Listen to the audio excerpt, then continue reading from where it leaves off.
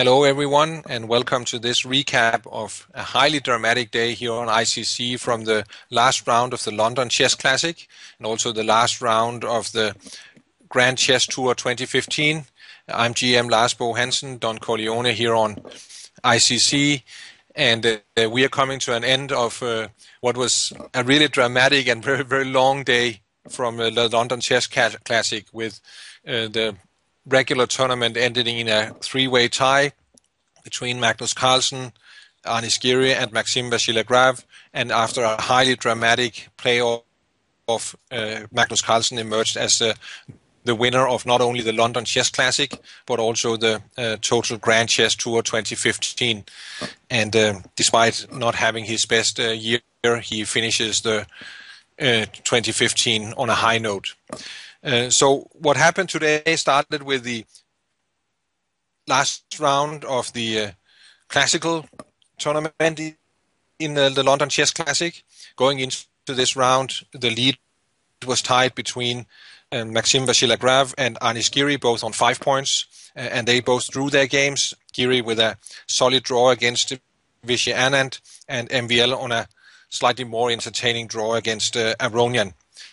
And that left it up to Carlsen and Grischuk to see if either of those could win the game between each other to go into a playoff with MVL and Giri. And after a highly dramatic time scramble, the world champion emerged as winner and found his way into the playoff. So let's take a look at that game, because that was really a highly dramatic game where the world champion afterwards admitted that he had been nervous and not had everything under control.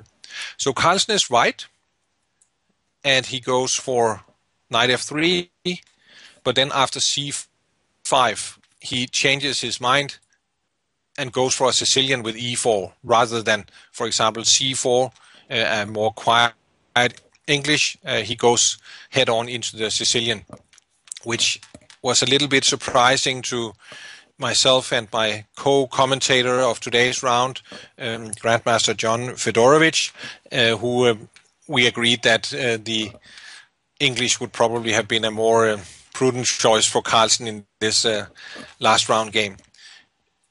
But it did lead us to a very, very interesting game here, which initially follows a game that Carlsen played in the Sinquefield Cup against Veselin Topalov, and Carlsen lost that game. So clearly he was prepared for a change in terms of how to play it here.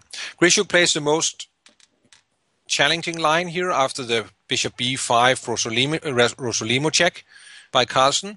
In the playoff, Maxime Vachier-Lagrave would play bishop d7 against Carlsen, and that would lead to a completely different type of position, a game which we will also take a look at subsequently. But Grischuk, like Topalov at the Sinquefield Cup, goes for the sharpest line, knight d7, white castles, a6, bishop d3. Pretty interesting setup here, where white, if he's undisturbed, wants to go c3, bishop c2, and then play in the center with d4.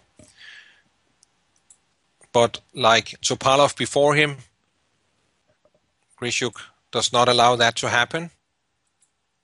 He plays very sharply here, b5, and white has to change his plan and go c4. And this was also a position that was reached in this first round game from the Sinquefield Cup, Carlsen-Topalov, where Topalov introduced the very interesting g5. I think it was not a real novelty at the time. It had been played before, but not as this level of play with the world champions and former world champions against each other. And what's the idea? Well, the idea is that Black wants to fight for the center in a pretty creative way. He wants to go g4 to kick away this knight from f3, so that his own knight will have free access to